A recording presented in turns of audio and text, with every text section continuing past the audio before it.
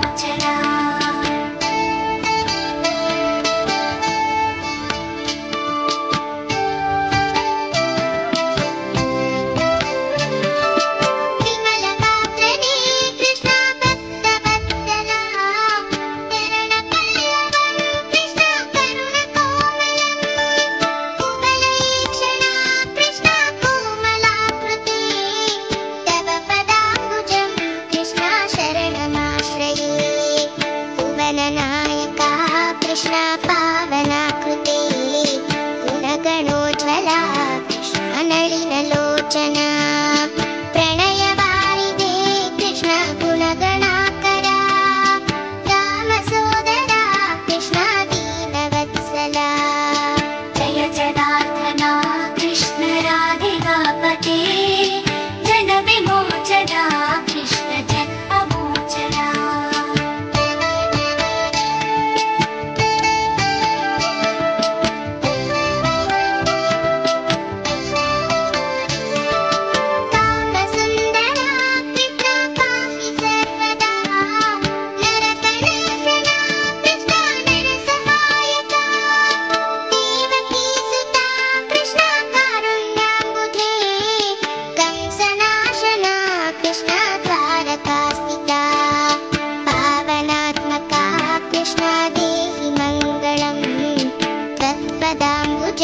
कृष्ण श्यामकोमलं भक्तवत्सला कृष्ण काम्यदायका पालिसञ्च्युतं केशवं कृष्णदामोदरं रामनारायणं जानकी वल्लभम्. అత్తమ్మ కృష్ణాష్టమి ఎందుకు జరుపుకుంటారు? మన హిందూ సాంప్రదాయాల్లో అనేక రకాలైన పండుగలు మనం జరుపుకుంటాము. మనకి దేవుడు ఒక్కొక్క అవతారం ఎత్తి ఆ ప్రజలందరినీ మంచి సన్మార్గంలో నడిపిస్తారు. కృష్ణ అవతారంలో దేవుడు జన్మించటం వల్ల కృష్ణాష్టమి జరుపుకుంటాము. మనము ఇంట్లో ఎవరి మీదైనా ప్రేమ ఎక్కువగా ఉంటే ఒక పుట్టినరోజు పండుగనే ఎంతో అద్భుతంగా జరుపుకుంటాం కదా. అలాంటిది ఆ శ్రీకృష్ణ పరమాత్మని జన్మాష్టమి ఇంకెంత అందంగా జరుపుకోవాలి మనం. ఈ ఆచారాలు సాంప్రదాయాలు అనేవి ఒక్కొక్క దేశంలో ఒక్కొక్కలా ఉంటాయి. కొంతమంది ఆ కృష్ణాష్టమి రోజు రాత్రి రాసలీలలు చేస్తారు, కొంతమంది ఆయనకి ఉయ్యాలలో ఊపి ఉంజల్ సేవ చేస్తారు, కొంతమంది పుట్టినరోజు పండుగలాగా వేడుకలు చక్కగా చేస్తారు. అంత ఘనంగా కృష్ణాష్టమి జరుపుకుంటారు.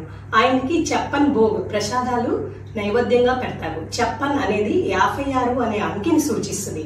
భోగ్ అంటే నివేదన, అంటే 56 పదార్థాలతో నివేదిస్తారన్నమాట. అయితే ఇందులో మహానైవేద్యం ఉంటుంది, ఇంకా సూక ప్రసాదాలు కూడా పెడతారు. ఇది ఒక ఆనవాయితీ, ఒక కథనం ప్రకారం ఎందుకు వచ్చిందంటే, ఒకసారి ఇంద్రుడు కృష్ణుడి గ్రామ ప్రజల మీద కోపం వచ్చినప్పుడు భయంకరమైన వర్షాన్ని సృష్టిస్తాడు.